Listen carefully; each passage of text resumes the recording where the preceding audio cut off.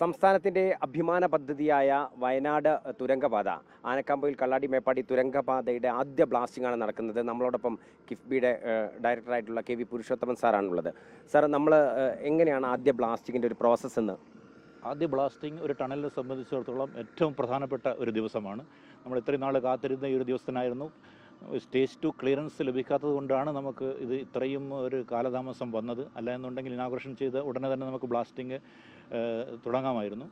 പിന്നെ ബ്ലാസ്റ്റിങ്ങിൻ്റെ ചെയ്യുമ്പോൾ നമ്മൾ ശ്രദ്ധിക്കേണ്ട കാര്യങ്ങൾ, ഈ ബ്ലാസ്റ്റിംഗ് ഫസ്റ്റ് ബ്ലാസ്റ്റ് ചെയ്യുമ്പോൾ ആദ്യം നമ്മൾ ഡിസൈൻ ചെയ്യുന്നത് അതിൻ്റെ റോക്കിൻ്റെ കണ്ടീഷൻ എന്താണ്, അത് പാറയുടെ ഘടന എന്താണ്, അതനുസരിച്ചിട്ട് നമ്മൾ എന്ത് ചെയ്യുന്നു എന്ന് പറഞ്ഞു കഴിഞ്ഞാൽ അതനുസരിച്ച് നമ്മളതിൻ്റെ ഡ്രിൽ ഹോൾ നിശ്ചയിക്കുന്നു.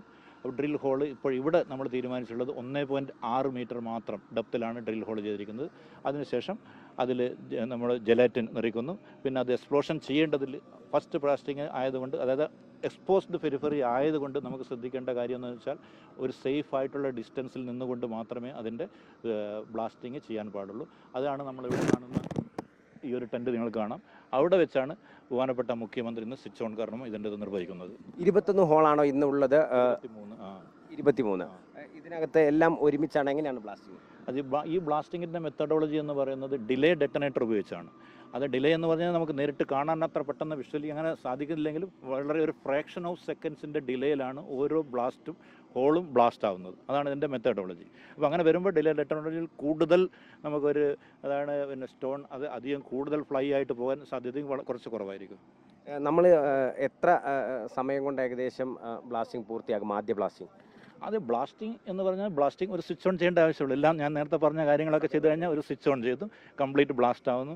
ബ്ലാസ്റ്റ് ആയതിനു ശേഷം അതിൻ്റെ റോക്ക് എന്തൊക്കെയാണ് വീഴുന്നത് അത് നമ്മൾ അതിന് മുമ്പേ ഒരു ഇതൊക്കെ ചെയ്യുന്നതിന് മുമ്പേ ഒരു അരമണിക്കൂർ നമ്മൾ പൊതുവെ വെയിറ്റ് ചെയ്യും. ഇനി എന്തെങ്കിലും ഒരു ഹോള് സപ്പോസ് ബ്ലാസ്റ്റ് ആയിട്ടില്ല, അപ്പോൾ അതിൻ്റെ എക്സ്പേർട്ട് പോയിട്ട് സ്ഥലം പരിശോധിച്ച് യാതൊരു പ്രശ്നങ്ങളും ഇല്ല എന്ന് തീരുമാനിച്ചതിന് ശേഷം പിന്നെ അതിൻ്റെ ആദ്യമായിട്ട് ചില ബ്ലാസ്റ്റിംഗ് ചെയ്ത് കഴിഞ്ഞാൽ ചെറിയ ചെറിയ റോക്ക് കഷ്ണങ്ങൾ ചിലപ്പോൾ അവിടെ ഹാങ് ആയിട്ടുണ്ടാകും.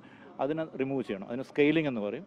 അതിനുശേഷം നമ്മൾ ഇതിൻ്റെ ഈ ബ്ലാസ്റ്റ് ആയിട്ടുള്ള മെറ്റീരിയൽസ് എല്ലാം പിന്നെ ട്രക്ക് വഴി അതിൻ്റെ ഐഡൻറ്റിഫൈ ആയിട്ടുള്ള ലൊക്കേഷൻ ഉണ്ട്, ഓൾറെഡി ഡിസ്പോസ് ചെയ്യേണ്ട സ്ഥലത്തേക്ക് ഇവിടെ നിന്ന് കൊണ്ടുപോകുന്നതായിരിക്കും. ഇതാണ് ഒരു സൈക്കിൾ.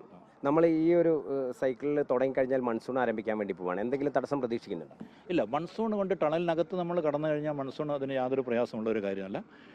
ഇതേ സ്പീഡിൽ തന്നെ നമുക്ക് മുന്നോട്ട് പോകാൻ സാധിക്കും. അതായത് ഇവിടെ 365 ദിവസവും നമുക്ക് ജോലി ചെയ്യാൻ സാധിക്കും. ഒപ്പം തന്നെ അതർ സൈഡിൽ നിന്ന് എപ്പോഴായിരിക്കും നമുക്ക് കാര്യങ്ങൾ? അടുത്ത സൈഡിൽ നിന്ന് നമ്മൾ 1 മാസത്തിനകം തന്നെ ബ്ലാസ്റ്റിംഗ് തുടങ്ങുന്നതായിരിക്കും. വയനാട് സൈഡിൽ നിന്ന് നമുക്ക് മുന്നിൽ ഇപ്പോൾ യാതൊരു തരത്തിലുള്ള തടസ്സങ്ങളും ഇല്ല, സുഗമമായി മുന്നോട്ട് പോകാം എന്നുള്ളത് തന്നെയാണ്. അതെ, തീർച്ചയായിട്ടും വളരെ സുഖമായിട്ട് തന്നെ ഈ ടണലായിട്ട് മുന്നോട്ട് പോകാം. റോക്കിൻ്റെ ഘടന നമ്മൾ കാണുന്നത് പോലെയും നമ്മൾ ചെയ്ത ജിയോ ഫിസിക്കൽ ഇൻവെസ്റ്റിഗേഷനിൽ എന്താണ് ലഭിച്ചത് അത് തന്നെയാണ് നമുക്ക് കിട്ടുന്നുണ്ട്. നമുക്ക് യാതൊരു പ്രയാസമില്ല. എന്ത് കഴിഞ്ഞാലും ടണലിൽ, കാരണം നമുക്ക് എല്ലാ ലൊക്കേഷനും അറിയാൻ പറ്റുന്നില്ല. ഇതിൻ്റെ ഓവർ ബർഡൻ തന്നെ 1 കിലോമീറ്ററിലധികം ഉണ്ട് ചിലയിടങ്ങളിൽ. അപ്പോൾ നമുക്ക് ചില സർപ്രൈസസ്, ഒരു ജിയോളജിക്കൽ സർപ്രൈസസ് വരാൻ സാധ്യതയുണ്ട്. പക്ഷേ നമ്മൾ അതെല്ലാം മുന്നിൽ കാണുന്നുണ്ട്. ഇന്ന് നമ്മൾ സ്റ്റഡി ചെയ്തത് പ്രകാരം അങ്ങനെ സർപ്രൈസ് നമുക്ക് ഉണ്ടായിട്ടില്ല. പക്ഷേ നമുക്ക് പറയാൻ പറ്റില്ല. അപ്പോൾ അങ്ങനെ വരുമ്പോൾ ടണലുമായിട്ട് നമ്മൾ മുന്നോട്ട് പോകുമ്പോൾ നമുക്ക് എന്തെങ്കിലും ഒരു സംശയം തോന്നുകയാണെങ്കിൽ നമ്മൾ അവിടെ വെച്ച് ഒരു ഫർദർ നമ്മൾ ഇൻവെസ്റ്റിഗേഷൻ ചെയ്ത് അതിന് ശേഷമേ നമ്മൾ മുന്നോട്ട് പോകുകയുള്ളൂ.